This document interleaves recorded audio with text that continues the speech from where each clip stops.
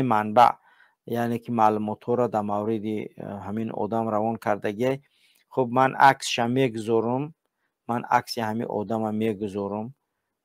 خوب من هیچیش نمیگم در این جهازی. برای چی؟ برای اینکه من سه منبع هر سهش آدمی بعدش گفتگیان، ولی من باز هم باید با تحقیقات برم و همون خاطر یعنی که ما هیچ کس هیچ وقت نمیخوایم تهمت کنیم، بمانش همون نفری که در تلفن. خوب یک نفر از کجا است؟ از یکاترینبورگ، سوردلوفسک. مردم از زیادی بعد ظلم میکرده است، یعنی که میفروخته است، پس بوده است، از مردمی بچهای نورآباد بوده است.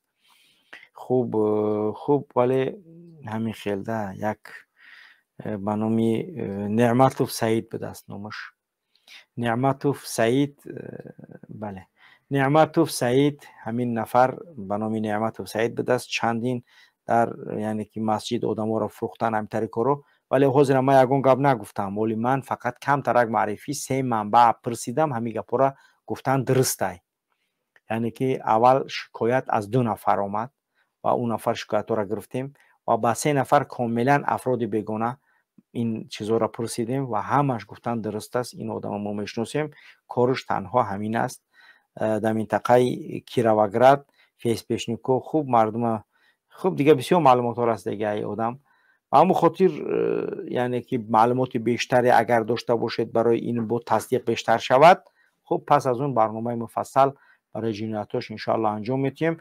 و بار دیگر میگمش که برادر نعمت و سعید دیگه ظلم بس که با مردم که ریشات سفید شده دیگه. امروز پگاه که خدا جون تا میگیره میره، بعد اوجه 3 حرفا هیچ کار نمیکنن.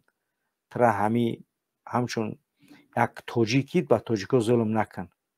یعنی که چند کسا پلاشونا گرفته، چند کسا فریب کرده، سپوریده، فروخته، یعنی این کارات بسیار نوشته گه. نام با نام، فامیلیا با فامیلیا، فلان وقت چخیل پل گرفت، چخیل آدم کیدت کرد، چکار کرد. این کارا همش آمده گه. چخیل در مسجد با مسجد گشتن، چخیل فروختن، چه این کارا را همش خطاب رئیس تاجیکا میگوی میگردی. خیلی دیگه هم تریدک این کارا را انجام دادگی. خودت به همون خاطر بسیار مردم شکایت از خودت زیاد شدگی.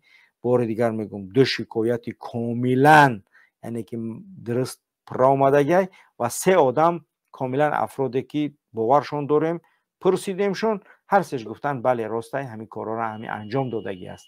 امید داریمش که هم خیلی آدم است، ولی من باز هم تحقیقات بیشتر میخواهم.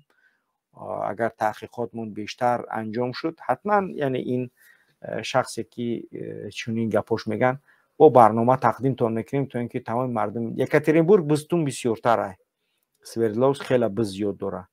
سوردلوفسک خیلی بزای اورانگوتانگشو بیشتره. اما خاطر خوب دیگر همین خیلی افراد هستن. خوب اینا را بشناسید. خوب تمام.